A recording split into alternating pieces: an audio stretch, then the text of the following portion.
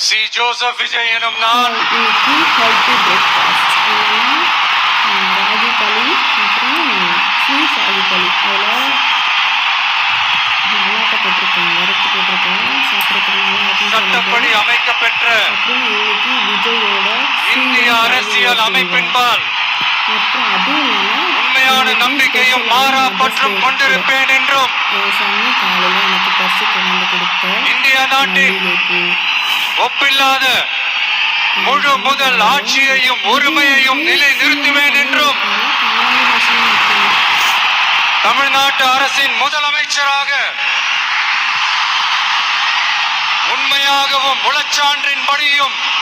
என் கடமைகளை நிறைவேற்றுவேன் என்றும் அரசியல் அமைப்பிற்கும் சட்டத்திற்கும் இணங்க